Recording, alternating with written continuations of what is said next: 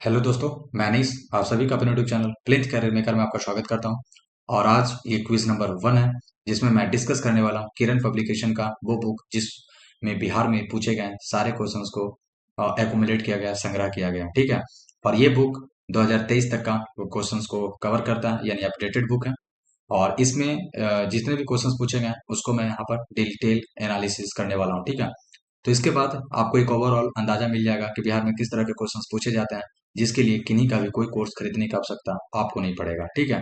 क्योंकि जितने भी क्वेश्चंस पूछेंगे अब तक वो यही क्वेश्चंस हैं। ठीक है।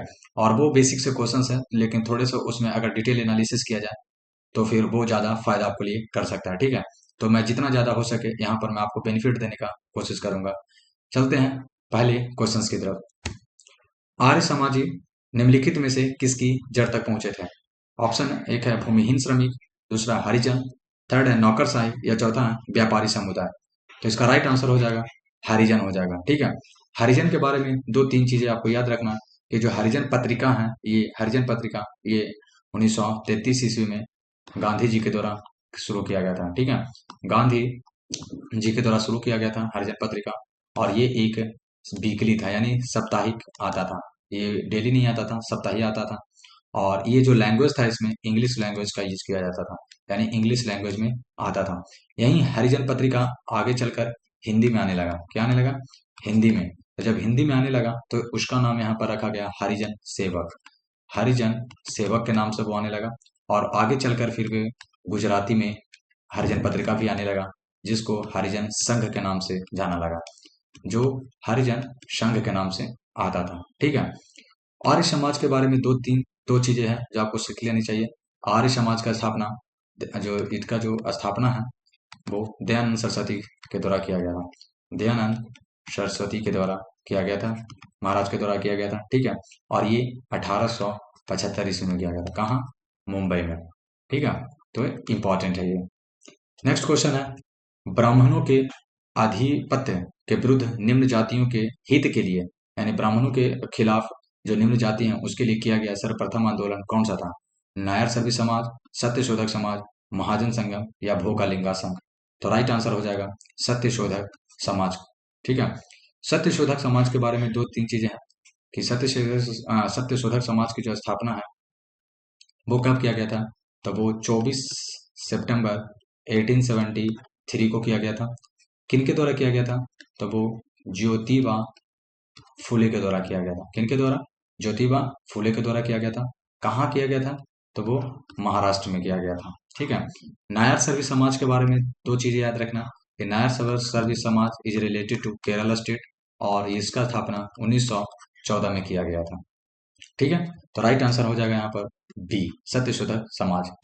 थर्ड क्वेश्चन है, गांधी जी ने अपना प्रथम असहयोग आंदोलन निलंबित किया था, क्यों कर दिए थे?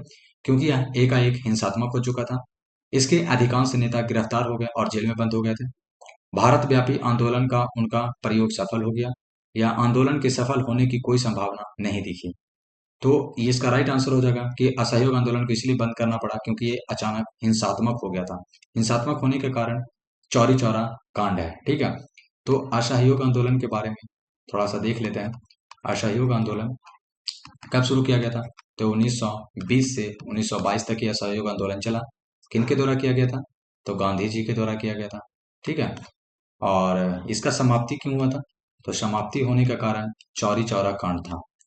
जो ये चौरी चौरा कांड है इसके कारण इसको बंद कर दिया गया, क्योंकि ये हिंसात्मक हो गया था और ब्रिटिशर्स के जो कुछ पुलिस वाले थे उनको जला दिया गया था। और ये चौरी चौरा कांड कब हुआ था? तो 5 फरवरी 1922 को हुआ था चौरी चौरा कांड। कहाँ हुआ था? तो यूपी के गोरखपुर जिला में हुआ था। यूपी के गोरखपुर जिला में चौरी चौरा कांड हुआ, जिसके कारण महात्मा गांधी को असहयोग आंदोलन बंद करना पड़ा था। नेक्स्ट है, इनकलाब जिंदाबाद का नारा किनके द्वारा दिया गया था? तो इनकलाब जिंदाबाद का जो नारा है सबसे पहले वो इसको जो राइटर थे वो है हसरत मोहानी के द्वारा दिया गया था। मौलाना मौलाना हसरत मोहानी। ठीक है। लेकिन यहाँ पर देखेंगे क्या कि हसरत मोहानी तो ऑप्शन में नहीं है। चंद्रशेखर आजाद हैं, सुभाष चंद्र बोस हैं, भगत सिंह हैं और मोहम्मद इकबाल। तो यहाँ पर राइट आंसर हो जाएगा भगत सिंह। क्यों? क्योंकि ये जो मौलाना हसरत मोहानी है ये इनकलाब जिंदाबाद का नारा 1921 में दिए थे। कब दिए थे? 1921 में, और इन्हीं के द्वारा लिखा लिखा गया था वो। लेकिन चूंकि भगत सिंह 1929 में दिल्ली असेंबली में बम फेंक दिए थे, ठीक है, दिल्ली असेंबली में ये बम फेंके थे, और उस समय जो उन्होंने नारा का यूज किया था वो क्या था, इनकलाब जिंदाबाद, इनकलाब जिंदाबाद नारा का यूज किया था, ठीक है। तो चूंकि भगत सिंह बहुत उस समय बहुत पॉपुलर नेता में से थे, है ना, तो उनका जो इनकलाब जिंदाबाद है ये बहुत ज्यादा प्रचलित हो गया, जिसके कारण अजय इनको फैलाने का श्रेय वो भगत सिंह को दिया जाता। और लेकिन एक्चुअली में जिसको लिखे थे वो हजरत मोहानी के द्वारा 1921 में लिखा गया था। हजरत मोहानी के बारे में एक चीज याद रखना कि जो ये इनकलाब जिंदाबाद है, ठीक है, इसका वो अर्थ क्या था। तो उस समय इसका उस समय क्या, कभी भी अभी भी इसका अर्थ है क्रांति अमर रहे, क्रांति अमर रहे, ठीक है, ये था अर्थ था इनकलाब जिंदाबाद का। नेक्स्ट क्वेश्चन है, स्वतंत्र भारत के पहले शिक्षा मंत्री कौन थे? गोविंद वल्लभ पंत, अबुल कलाम आजाद, जाकिर हुसैन या दादा भाई नौरोजी, ठीक है। तो इसका राइट आंसर हो जाएगा अबुल कलाम आजाद। अबुल कलाम आजाद के बारे में बहुत चीजें हैं जो आप लोग को जाननी चाहिए। अबुल कलाम आजाद, ठीक है। तो इनके बारे में सबसे पहले तो इनका जो जन्म हुआ वो जन्म हुआ था मक्का में। कहाँ हुआ था? इनका जन्म मक्का में हुआ था। इनका एक पत्रिका है और वो बार बार पूछा जाता है, अल हिलाल। कौन पत्रिका है? अल हिलाल, और ये उर्दू में है, ये उर्दू भाषा में अल हिलाल है। और इनका जयंती है 11 नवंबर को, इनका जयंती है 11 नवंबर को, और इस 11 नवंबर को ही राष्ट्रीय शिक्षा दिवस मनाते हैं। राष्ट्रीय शिक्षा दिवस के रूप में इसको मनाते हैं हम लोग 11 नवंबर को, ठीक है। इनके बारे में एक ये इंपॉर्टेंट है कि ये कांग्रेस के सबसे कम उम्र के प्रेसिडेंट थे। कांग्रेस के सबसे कम उम्र के क्या बने? प्रेसिडेंट बने, यानी अध्यक्ष बने थे ये। और ये कब बने थे? तो ये बने थे 1923 में। कब बने थे? 1923 में बने थे। और इनके बारे में एक चीज और भी है कि 1940 से लेकर 1945 तक ये कांग्रेस के क्या बने, कब बने रहे? कांग्रेस प्रेसिडेंट बने रहे, कांग्रेस प्रेसिडेंट बने रहे। तो इनके बारे में एक चीज और भी बोला जाता है कि कांग्रेस के सबसे लंबे समय तक अध्यक्ष रहने वाले कौन थे? तो वो भी थे अबुल कलाम आजाद ही थे, अबुल कलाम आजाद जी ही थे, ठीक है। इन्होंने कुछ चीजों की जो स्थापना की और बहुत ही इंपॉर्टेंट है वो स्थापना, जैसे आईआईटी की स्थापना किए थे, आईआईटी का स्थापना हुआ, यूजीसी का स्थापना करने का श्रेय इनको दिया जाता है। फिर संगीत नाटक अकादमी है, संगीत नाटक अकादमी, ठीक है, इसका भी स्थापना करने का श्रेय इन्हीं को दिया जाता है, और ये 1953 में हुआ था, संगीत नाटक अकादमी हो गया। फिर एक है और भी इम्पोर्टेंट वाले, साहित्य अकादमी, साहित्य अकादमी, और ये साहित्य अकादमी को भी जो चालू करने का श्रेय दिया जाता है वो इन्हीं को दिया जाता है 1954 में। और एक होता है ललित कला अकादमी, ललित कला अकादमी, इसको भी शुरू करने का श्रेय अबुल कलाम आजाद को ही 1954 में दिया गया था, ठीक है। तो इसका राइट आंसर हो जाएगा बी, अबुल कलाम आजाद। नेक्स्ट है, व्यापार के लिए भारत आने वाले प्रथम यूरोपीय कौन थे? फ्रांसीसी, पुर्तगाली, डच या फिर अंग्रेज? तो राइट आंसर हो जाएगा पुर्तगाली। क्रम क्या है? भारत आने वाले व्यापारियों का क्रम है, सबसे पहले थे पुर्तगाली, पुर्तगाली के बाद आया डच, डच के बाद आया अंग्रेज, अंग्रेज, अंग्रेज के बाद आया डेनिस, और डेनिस के बाद आया फ्रांसीसी। कौन है? फ्रांसीसी, ठीक है। तो ये क्रम है, सबसे पहले पुर्तगाली आया था। अगर ईस्वी की बात किया जाए तो ये 1498 में भारत आया था, और ये वास्को डी गामा आया था। डच 1602, अंग्रेज 1600 ईस्वी में आया था, ठीक है। डेनिस की बात किया जाए तो ये 1616 में आया, और फ्रांसीसी 1664 ईस्वी में आया था, ठीक है। तो ये इंपॉर्टेंट है। पुर्तगालियों की तरफ से 1498 में सबसे पहले आने वाले व्यक्ति का नाम था वास्को डी गामा। कौन आया था? Vasco D gamma. और ये वास्को डी गामा कहाँ पहुंचा था? वास्को डी गामा कालीकट पहुंचा था। कहाँ पहुंचा था?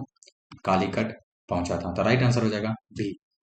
नेक्स्ट है, गांधी जी को अर्धनग्न फकीर किसने कहा था? माउंटबेटन, हेस्टिंग्स, विंस्टन चर्चिल या फिर जिन्ना, ठीक है। तो राइट आंसर हो जाएगा विंस्टन चर्चिल के द्वारा दिया गया था। माउंटबेटन के बारे में दो तीन चीजें इंपॉर्टेंट है। और वो दो तीन चीजें इंपॉर्टेंट क्या है माउंटबेटन के बारे में। ये भारत के अंतिम गवर्नर है, भारत के अंतिम गवर्नर, ठीक है। वायसराय, सॉरी गवर्नर नहीं, वायसराय बोलिए पहले इनको, वायसराय थे। और एक चीज और ये भी है कि स्वतंत्र भारत के पहले गवर्नर जनरल थे। क्या थे? गवर्नर जनरल बने थे, ठीक है। आपको ये कमेंट करके बताना है कि स्वतंत्र भारत के पहले भारतीय गवर्नर जनरल कौन थे, ये आपको बताना। इनके बारे में एक चीज और इम्पोर्टेंट है कि जो इंडिया और जो पाक है, ठीक है, इन दोनों को विभाजन, ये जो इन दोनों का जो विभाजन हुआ, ये जो विभाजन हुआ भारत और पाकिस्तान का, वो माउंटबेटन योजना के थ्रू ही हुआ था। माउंट बेटन योजना के थ्रू हुआ था, ठीक है, माउंटबेटन योजना के थ्रू किया गया था। तो राइट आंसर हो जाएगा यहाँ पर सी, विंस्टन चर्चिल। नेक्स्ट है भारत कोकिला यानी नाइटिंगेल ऑफ इंडिया के नाम से किसे जानते हैं? विजय लक्ष्मी पंडित, लता मंगेशकर, सरोजिनी नायडू या फिर नूरजहां। राइट आंसर हो जाएगा 3, सरोजिनी नायडू। विजय लक्ष्मी पंडित का चूंकि यहाँ पर नाम आया है, तो विजय लक्ष्मी पंडित के बारे में दो चीजें सीखनी है आपको। यहाँ पर मैं लिख देता हूँ विजय लक्ष्मी पंडित, ठीक है। इनके बारे में तो ये सबसे मोस्ट इम्पोर्टेंट यही है कि 1953 में संयुक्त राष्ट्र संघ की पहली महिला अध्यक्ष बनी, ठीक है। तो ये सबसे इंपॉर्टेंट है इनके बारे में, और ये बार बार पूछा जाता है। सेकंड ये है कि ये इनका एक बुक है, इनका क्या है, बुक है मोस्ट इंपॉर्टेंट, प्रिजन डेज, ये है। और थर्ड इनके बारे में है कि अंग्रेज टाइम में कैबिनेट पद पाने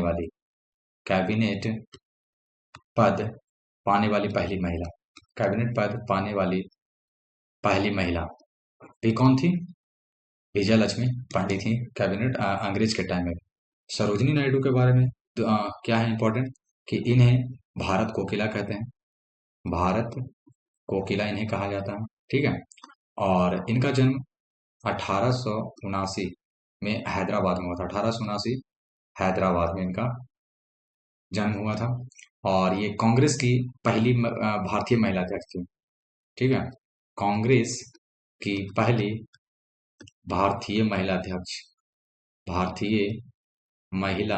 अध्यक्ष बनी थी। आपको ये बताना कि ये कब बनी थी, 1924 1925 कब बनी थी, आपको ये बताना, ठीक है। इनका जो कुछ कविता है, जो कुछ पोएम है जो बहुत इंपॉर्टेंट है, एक है द गोल्डन थ्रेश होल्ड,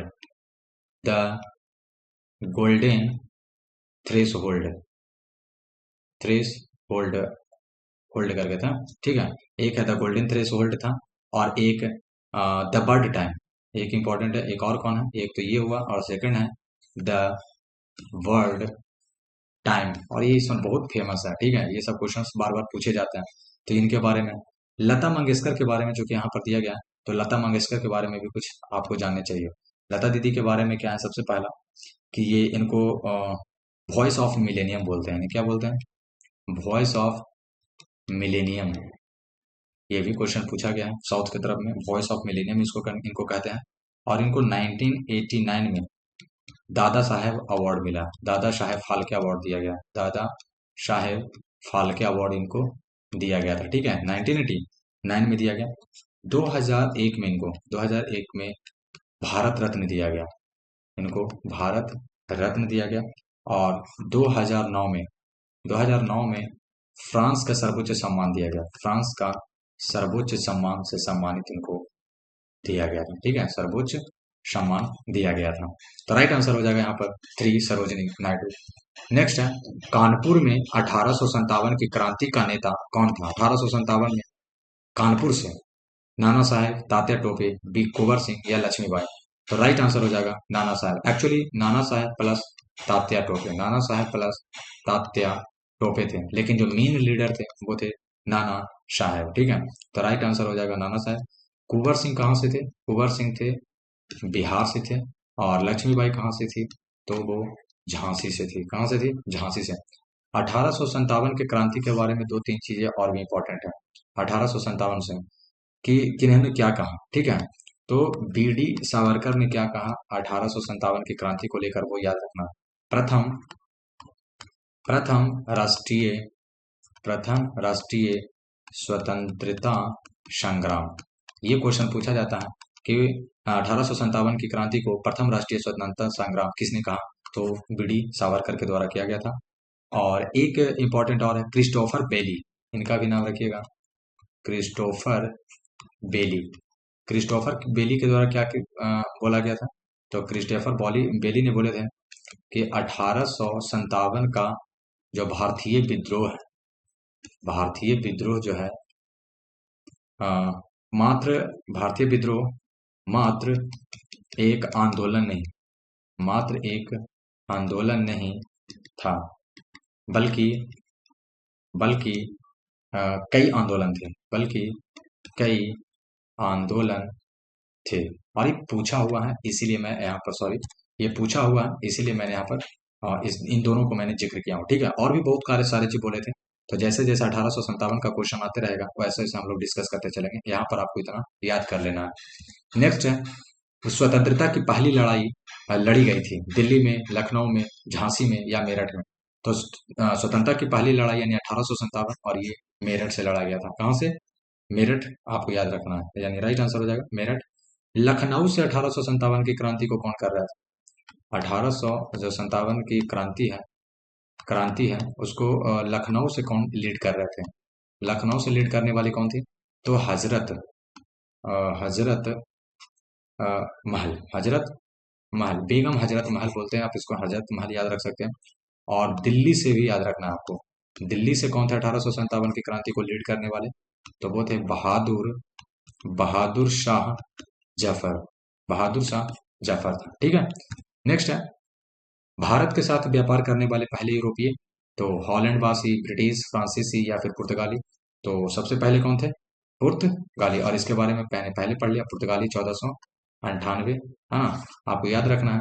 17 मई 1498 कौन आया था, वास्को डिगामा। कौन आया था, वास्को डिगामा आया था। कहाँ पहुंचा था, कालीकट पहुंचा था।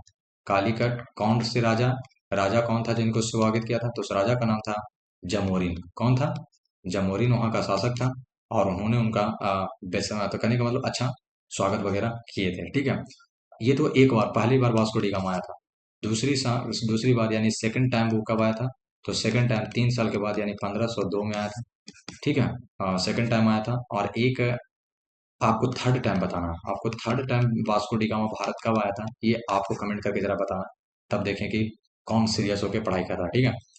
फिर है भारत का प्रथम वायसराय कौन था, Lord Canning, Lord Cornwallis, Lord Mountbatten या लॉर्ड बेवेल।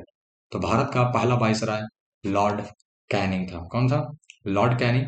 और लॉर्ड कैनिंग के बारे में दो तीन चीजें इंपॉर्टेंट है जो आपको देख लेनी चाहिए। जैसे यहाँ पर मैं लिख देता हूँ लॉर्ड कैनिंग। तो लॉर्ड कैनिंग के बारे में तीन चीजें क्या है, पहला कि ये 1857 में मद्रास, कहाँ, तो हो गया, एक हो गया कलकत्ता, मुंबई और मद्रास।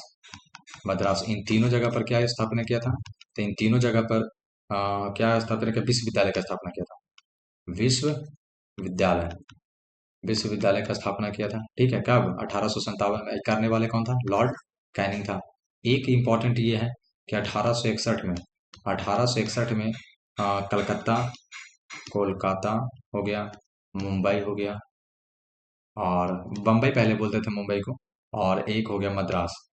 यहाँ पर ये तीनों में क्या है, हाई कोर्ट का स्थापना किया था। एससी मतलब हाई कोर्ट का स्थापना करने का श्रेय भी इन्हीं को दिया जाता है। और एक तीसरा इनकम टैक्स का स्थापना किया, इनकम टैक्स, जो आज हम लोग इनकम टैक्स डिपार्टमेंट देखते हैं, वो इनकम टैक्स डिपार्टमेंट के स्थापना करने का श्रेय लॉर्ड कैनिंग को ही जाता है, ठीक है।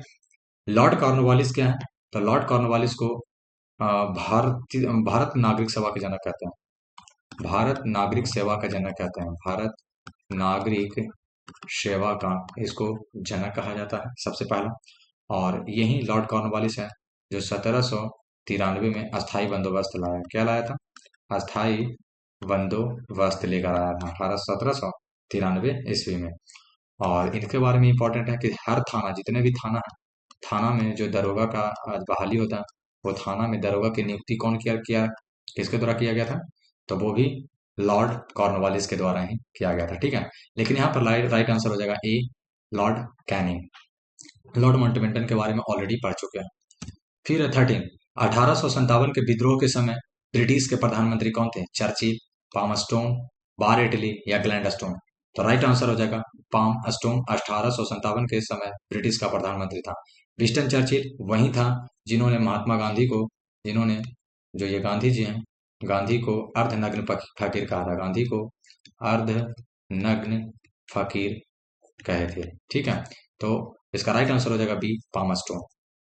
नेहरू राष्ट्रभक्त हैं जबकि जिन्ना राजनीतिक, ये कथन किसका है? सरदार पटेल, मोहम्मद इकबाल, महात्मा गांधी या मौलाना आजाद?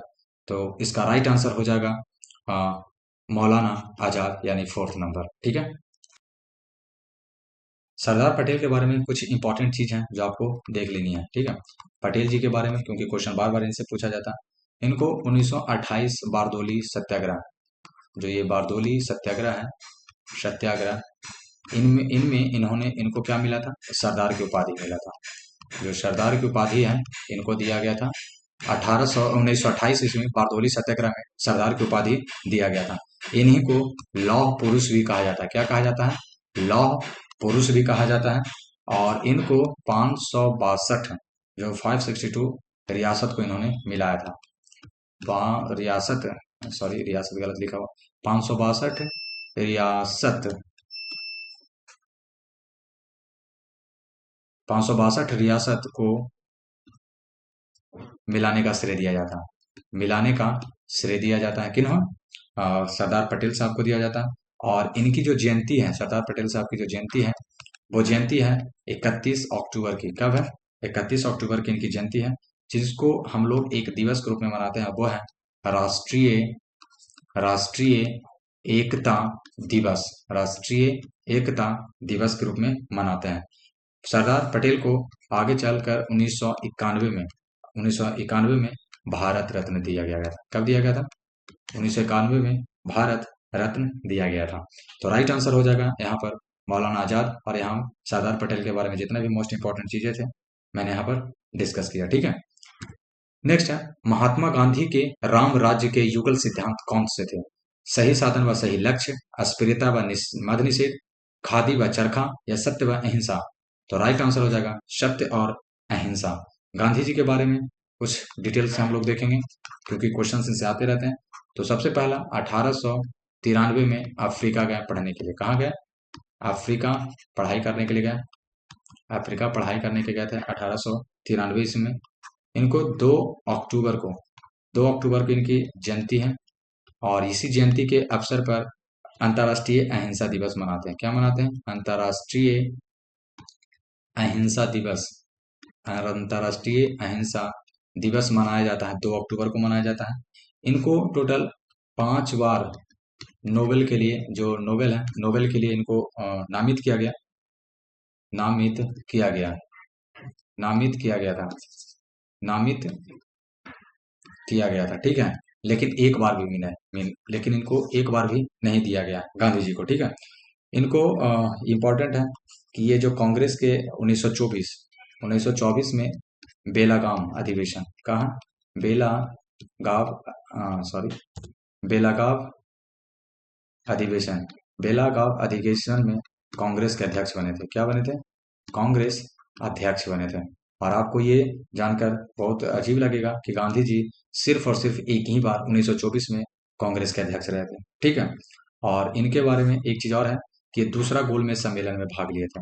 दूसरा गोलमेज सम्मेलन, और दूसरा गोलमेज सम्मेलन कब हुआ था? 1931 में भाग लेने के लिए लंदन पहुंचे गए थे। यानी दूसरा गोलमेज सम्मेलन 1931 में ये भाग लेने के लिए गए थे। तो ये इनके बारे में मोस्ट इंपॉर्टेंट चीज है। फिर है यहाँ से कुछ ज्योग्राफी के क्वेश्चंस मैंने लिए हैं। दिल्ली शहर किस नदी के किनारे स्थित है? गंगा, गोमती, यमुना या गोदावरी? तो दिल्ली यमुना नदी के किनारे स्थित है। ठीक है, और यहाँ पर इम्पोर्टेंट है कि जो गंगा की सहायक नदी है, गंगा की जो जो सहायक नदी है वो कौन कौन सा है वो देख लेना, ठीक है।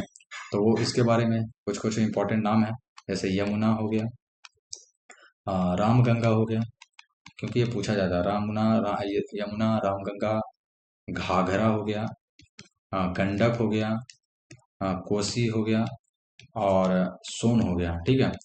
ये कोसी के बारे में इंपॉर्टेंट है कि कोसी को बिहार का शोक बोलते हैं। इसे क्या बोलते हैं? बिहार का शोक कहा जाता है। और यमुना, ये गंगा की सबसे बड़ी सहायक नदी है, सबसे बड़ी सहायक नदी है, ठीक है।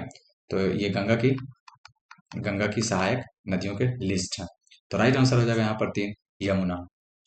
फिर है लेप्चा जनजाति मुख्यतः कहाँ निवास करती है? लेप्चा मेघालय में, मिजोरम, सिक्किम या अरुणाचल प्रदेश? तो राइट आंसर हो जाएगा सिक्किम में। कहाँ निवास करती है? सिक्किम में। ये जो लेप्चा जनजाति है, ये अपने आप को एक चीज बोलती है, रोंग कहती है। लेप्चा जनजाति खुद को क्या कहती है? तो ये रोंग रोंग कहती है, ठीक है। तो ये भी क्वेश्चन पूछा गया कि रोंग निम्नलिखित में से किससे संबंधित है? तो लेप्चा जनजाति से है।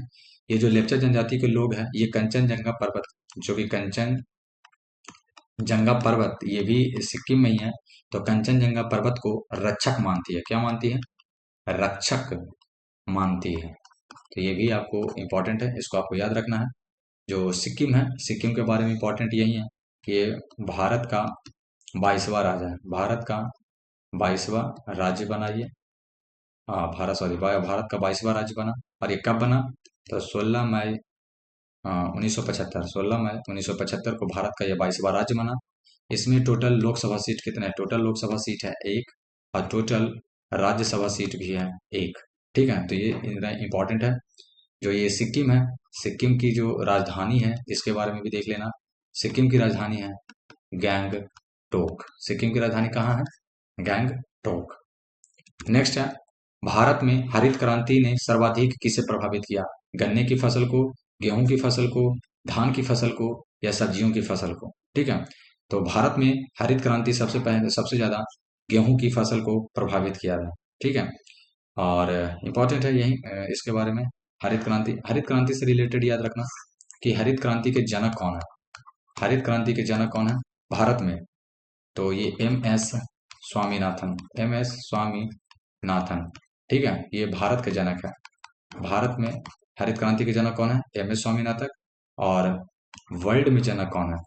जो वर्ल्ड का जनक पूछेगा एम एस स्वामीनाथन हरित क्रांति का, तो वो कौन हो जाएगा?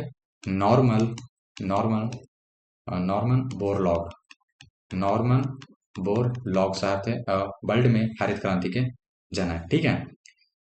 तो जो ये हरित क्रांति है, इसमें किस प्रकार के बीज का यूज किया जाता था? तो इसमें बीज होता था HYV, यानी हाई यील्ड वेराइटी बीज का यूज किया जाता था। तो ये भी याद रखना कि भारत में हरित क्रांति में कौन से बीज का यूज किया गया था? HYV बीज का यूज किया जाता है।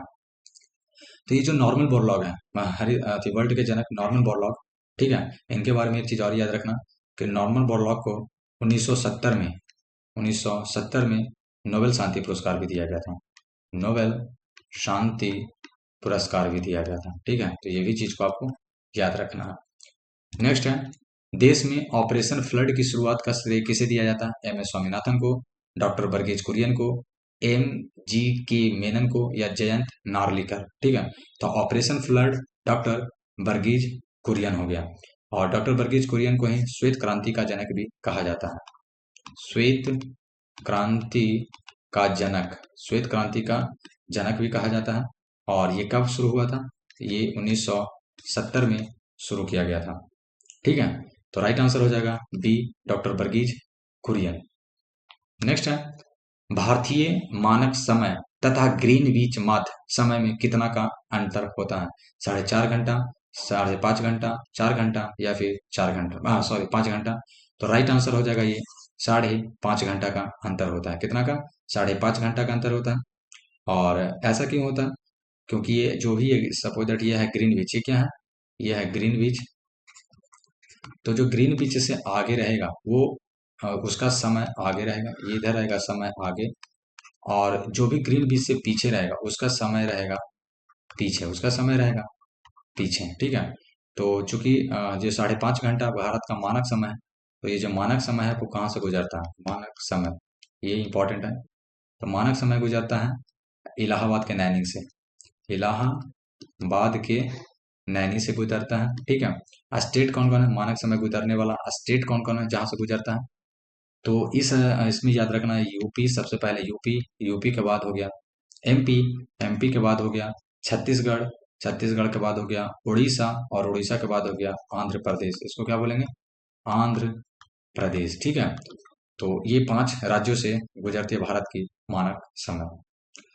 नेक्स्ट क्वेश्चन है, भारत का लगभग पूरा क्षेत्र किस गोलार्ध में पड़ता है। तो गोलार्ध की अगर हम बात करते हैं, तो ये सपोज दैट ये पूरा मेरा अर्थ है, ये क्या है, पूरा अर्थ है, और इस लाइन को बोलते हैं 0 डिग्री। ये कौन सी लाइन है, 0 डिग्री, जिसको बोलते हैं इक्वेटर, जिसको क्या बोलते हैं, इक्वेटर बोलते हैं।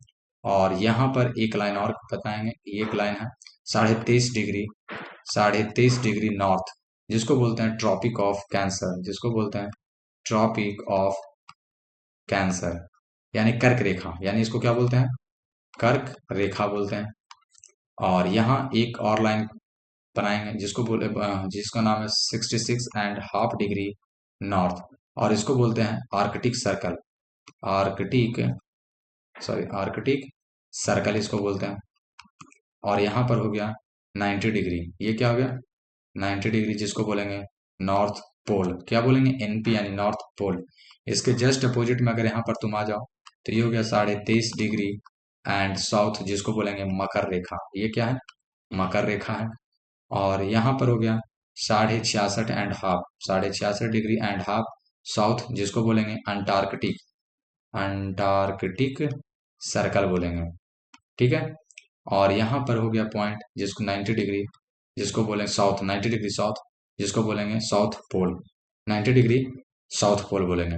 तो जो हमारा भारत है, जो हमारा भारत है, तो भारत का जो अगर आप पूरा स्टेटस देखें, तो ये है इक्वेटर, ये है इक्वेटर, और ये है कर्क रेखा, ये क्या है, कर्क रेखा।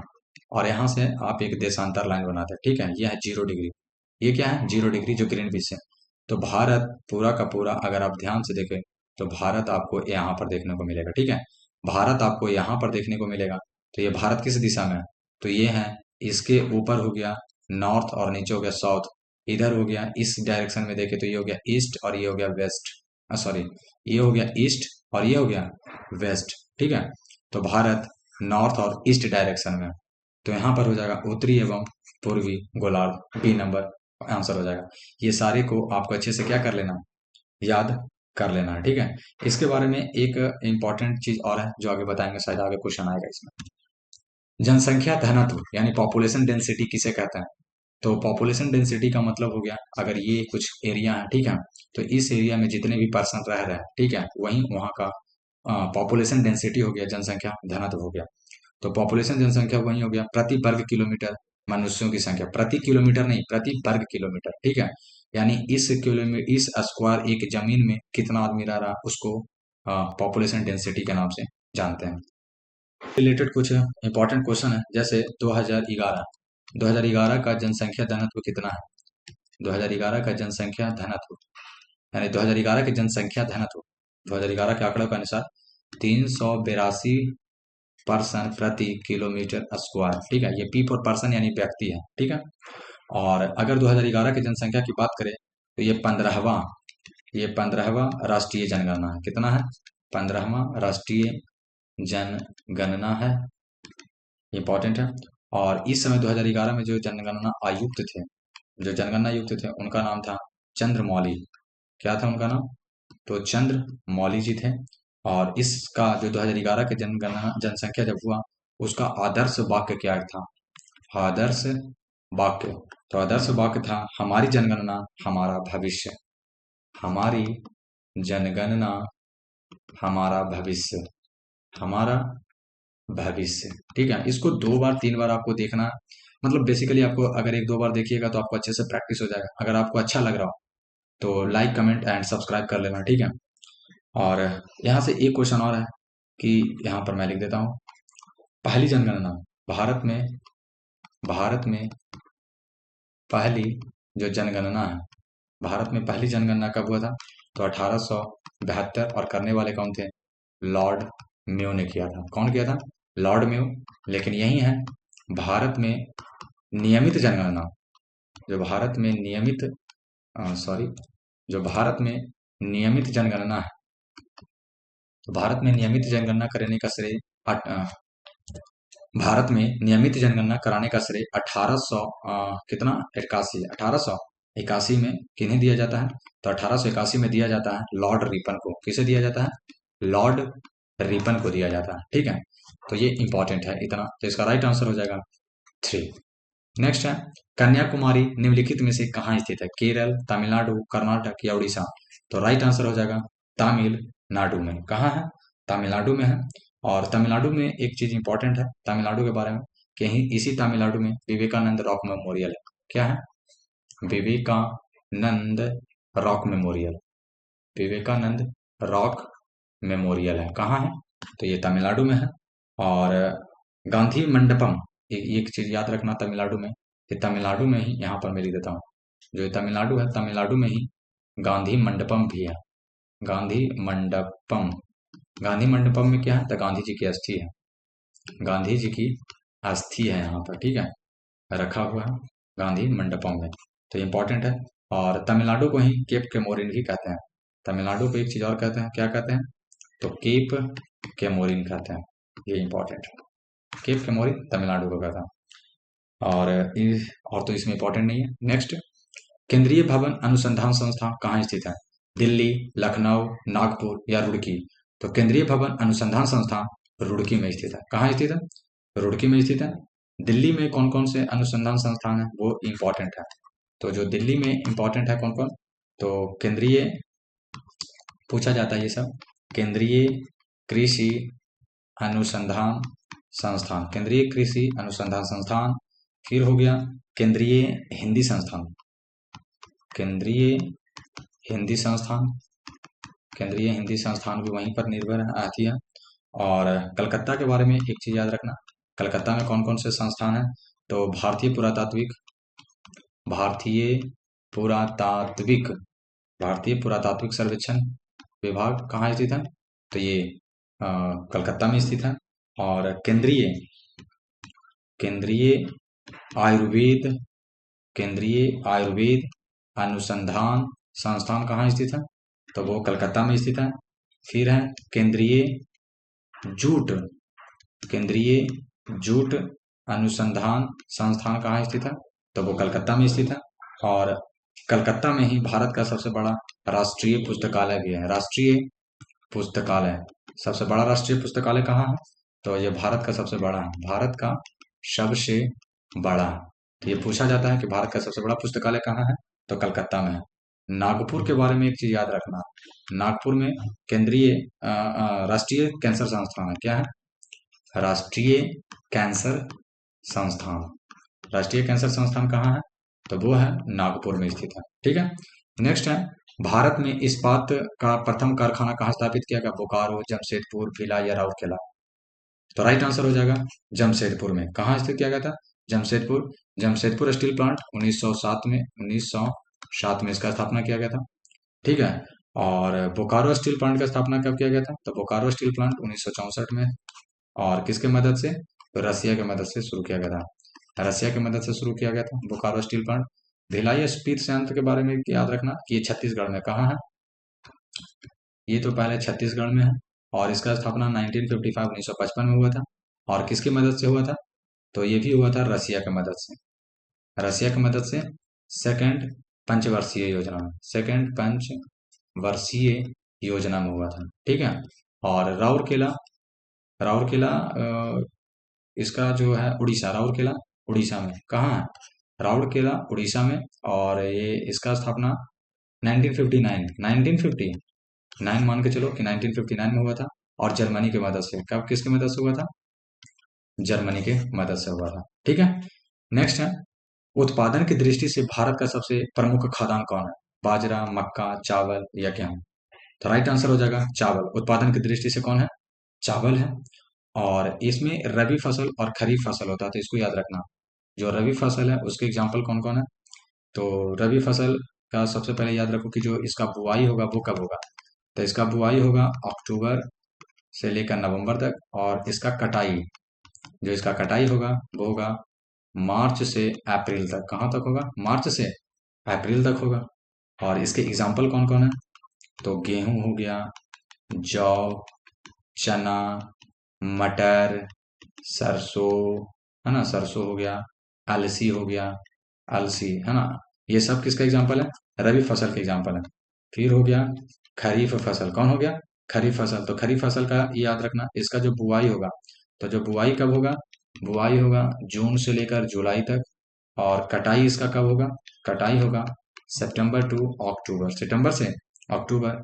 इसका एग्जाम्पल कौन कौन है? खरीफ फसल का एग्जाम्पल इंपॉर्टेंट है, धान हो गया, मक्का हो गया, ज्वार, बाजरा, मूंगफली। ये सब बार बार पूछे जाते हैं, एक बार याद कर लो, मतलब लाइफ टाइम के लिए, मतलब क्वेश्चन आते रहेंगे इससे। सोयाबीन हो गया, कपास हो गया, गन्ना हो गया, अ- अरहर, हाँ अरहर हो गया, मूंग हो गया, ठीक है, जूट हो गया, तिल हो गया, उड़द हो गया। ये सारे के सारे किस चीज के एग्जाम्पल है? खरीफ फसल के एग्जाम्पल है, ठीक है। तो नेक्स्ट है, अगर अच्छा लग रहा हो तो मतलब सब्सक्राइब वगैरह और लाइक कर देना दोस्त, है ना, क्योंकि टाइम लगता है, मेहनत लगता है हर चीज बनाने में। अपने उद्गम स्थल में गंगा नदी जानी जाती है। जहाँ गंगा नदी उद्गम होती है उसको क्या बोलते हैं? मंदाकिनी के पास, अलकनंदा के पास, हुगली के पास, या भागीरथी के पास। तो उस जहाँ से निकलती है वो भागीरथी के पास निकलती है ना, इसलिए उसको वहां पर गंगा को भागीरथी भी बोलते हैं, ठीक है। तो इसमें ज्यादा कुछ इंपॉर्टेंट नहीं है। और जो गंगा नदी का सहायक था वो सारे को मैंने इसके पीछे डिस्कस कर दिया। तो राइट आंसर हो जाएगा यहाँ पर 4। फिर है, भारत एवं अफगानिस्तान के मध्य सीमा रेखा का निर्धारण किया जाता है, ठीक है। डुरंड रेखा, मैकमोहन रेखा, हिंडनबर्ग रेखा, या रेड क्लिफ रेखा। तो भारत और अफगानिस्तान के बीच ये है डुरंड रेखा। कौन है? डुरंड रेखा है। और मैकमोहन रेखा की अगर बात करें तो मैकमोहन रेखा किसके किसके बीच में है? तो इंडिया वर्सेस चाइना के बीच में है। किसके बीच में? इंडिया वर्सेस चाइना के बीच में है। और ये मैकमोहन रेखा जो है, मैकमोहन रेखा 1914 में शिमला समझौता के दौरान हुआ था। कब हुआ था? शिमला समझौता के दौरान ये किया गया था, ठीक है। तो ये इंपॉर्टेंट है। हिंडनबर्ग रेखा की अगर बात करें तो हिंडनबर्ग रेखा जर्मनी और फ्रांस के बीच में है। जर्मनी वर्सेस फ्रांस के बीच में है। जर्मनी और फ्रांस के बीच में है। रेड क्लिफ बात करें तो इंडिया वर्सेस पाक के बीच में, इंडिया और पाकिस्तान के बीच में है रेड क्लिफ रेखा, ठीक है। नेक्स्ट है, रेलवे के यात्री डिब्बे निर्मित होते हैं। तो रेलवे के यात्री डिब्बे कहाँ निर्मित होते हैं? वाराणसी में, चितरंजन में, पेराम्बूर में, या फिर कोचीन में, ठीक है। तो जो रेलवे के यात्री डिब्बे हैं वो है पेराम्बूर में। कहाँ है? पेराम्बूर में। नेक्स्ट है, भारत में सबसे कम वर्षा वाला स्थान कौन है? तो भारत में सबसे कम वर्षा वाला स्थान है लेह। कौन है? लेह है। और सबसे अधिक चेरापूंजी, सबसे मानिसराम मेघालय में, ठीक है। तो यहाँ पर याद रखना चेरापूंजी कहाँ पड़ता है? तो चेरापूंजी मेघालय में पड़ता है, याद रखना। मैं घायल हो गया आपके नैनो से, है ना, तो चेरापूंजी मेघालय हो गया। जो लेह में इंपॉर्टेंट कुछ है, लेह में अ, लेह का इंपॉर्टेंट मठ बार बार पूछा जाता है। इंपॉर्टेंट मठ कौन कौन सा मठ है? तो यहाँ पर 3 बहुत इंपॉर्टेंट मठ है। एक है हेमिस मठ, एक है हेमिस नेशनल पार्क में ही हेमिस मठ है के पास में। फिर एक है थिकसे मठ। कौन है? थिकसे मठ है। और एक है अस्पीतुक, अस्पीतुक, हाँ अस्पीतुक मठ है, ठीक है। और यही हेमिस मठ में ही हर साल हेमिस त्योहार मनाया जाता है। हेमिस त्योहार मनाया जाता है, ठीक है, हेमिस त्योहार मनाया जाता है।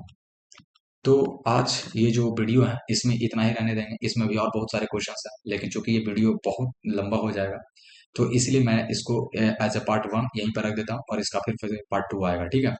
आपको ये कमेंट करके बताना है, इसमें बहुत सारे आपको चीज सीखने को मिले होंगे, है ना, क्योंकि इतना डिटेल एनालिसिस करने के लिए टाइम भी लगते हैं, और वीडियो बनाने के लिए भी टाइम लगते हैं, ठीक है। लेकिन आपसे वीडियो मैं कोशिश करूंगा कि रेगुलर मतलब आपको मैं प्रोवाइड करा सकूं। और आप कमेंट करके जरूर बताना कि ये आज का ये जो तरीका है करने का ये आपको अच्छा लगा या नहीं लगा, ठीक है। अगर अच्छा लगा हो तो लाइक एंड कमेंट कर देना, ठीक है। तब तक के लिए जय हिंद, जय भारत।